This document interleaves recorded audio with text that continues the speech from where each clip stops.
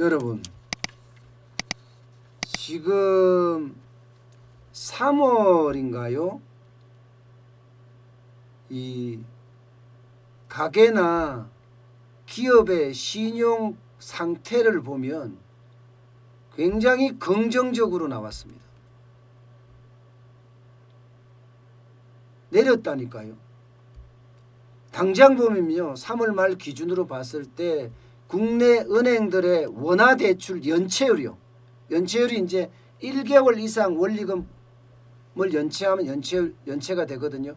연체율이 0.39%에서 2월에 0.04% 내렸습니다. 2월 대비해서. 3월이 내렸다는 거예요.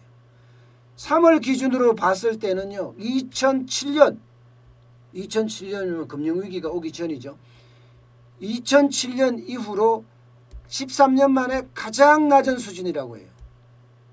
이야, 순간적으로 어떤 생각이 드세요? 제가 지금까지 엄청나게 이야기를 했는데 지금 실물 경제가 나빠지고 있고 가게나 기업의 어떤 대출이 너무 과도하다 때문에 가계 부채 발, 기업 부채 발, 심지어는 자영업자 발 경제 위기가 온다고 했는데 이게 무슨 소리냐 이렇게 말하실 분도 꽤 많으실 것 같습니다. 예.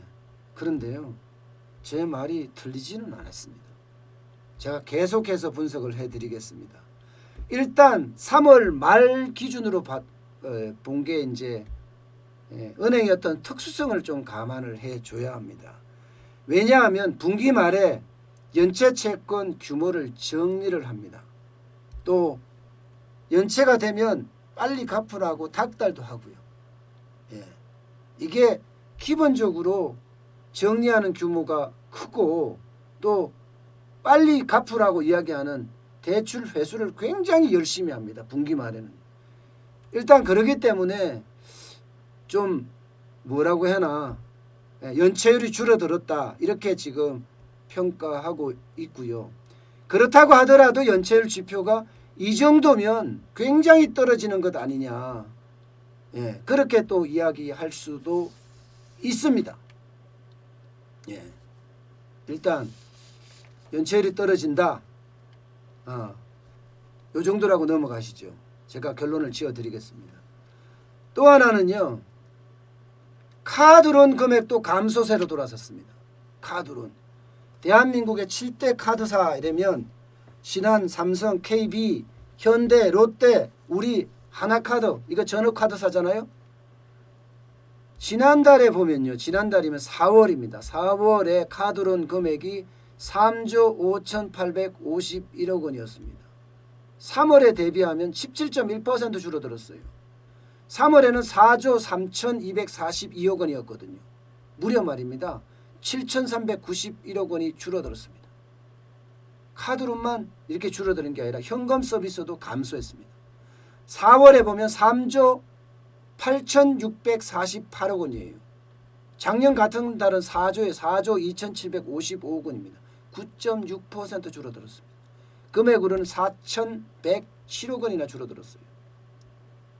올해 들어서도 계속 4조대를 유지했거든요. 현금 서비스가.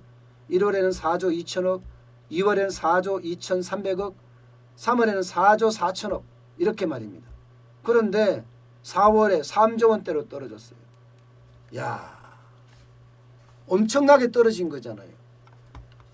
자, 그러면 제가 이 그림을 하나 보여드릴게요. 이게 뭘까요? 이게 긴급재난지원금을 배부하는 주민센터입니다. 어제 상황입니다.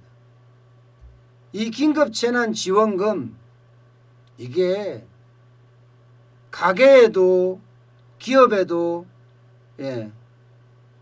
그리고 자영업자에게도 엄청난 도움을 주고 있습니다. 물론 긴급재난지원금 자체가 다 도와주는 건 아니죠.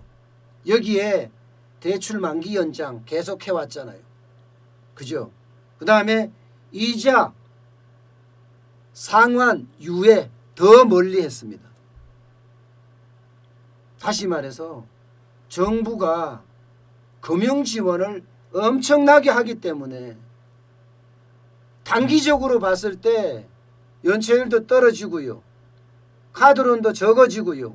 현금 서비스도 적어진다는 분석이 지배적입니다. 저도 그렇게 분석하는 거.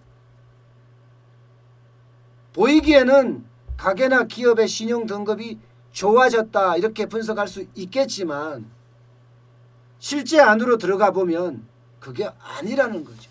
그게 연체 지표가 좋아진 게 아니라 유예된 거라는 거예요. 유예된 거. 적어도 3개월에서 6개월, 많게는요 올 연말까지, 내년 상반기까지도 유예된다. 이렇게 지금 보고 있습니다. 여러분, 실물 경제가 이렇게 깨지고 있는데 가게나 기업의 연체율이 낮아진다는 것은 일단 상식적으로 이해하기도 쉽지는 않습니다. 수출이 얼마나 깨졌습니까? 대한민국의 주력이 수출인데 수출 자체가 엄청 깨지고 있는 상태에서 말입니다. 과연 기업이 연체율이 떨어졌을까요? 자영업자가 뻥뻥 나가 떨어지고 있는 상태에서 과연 자영업자의 연체율이 떨어졌을까요? 실업자가 200만 명이 넘어지는 상황에서 가계의 연체율이 또 떨어졌을까요? 저는 그렇게 생각하지 않습니다. 지금 주민센터에서 긴급재난지원금을 받으려고 이렇게 줄을 서 있는 걸 보세요. 지금 상황이 굉장히 어렵다는 징표입니다. 단지 상황이 좀 더 뒤로 유예됐다는 게 일반적인 해석으로 보면 될 것 같습니다. 혹시라도 이런 상황이 저는 정부가 착각을 할까 봐 조금 걱정은 돼요. 왜냐고요? 경제는 확실한 기초 자료를 기반 위에다가 그 위에 정책을 입안해야 하거든요. 그런데 이 기초 자료가 만약에 잘못된 상태에서 정책을 입안하게 되면 오히려 경제 정책은 역효과를 가져올 수가 있거든요. 혹시 그런 일이 일어나지 않았으면 합니다. 현장에서 일하는 거, 그다음에 그 지표에 대한 정확한 분석을 한 다음에 보시는 게 좋지 않을까, 저는 그렇게 지금 생각을 합니다.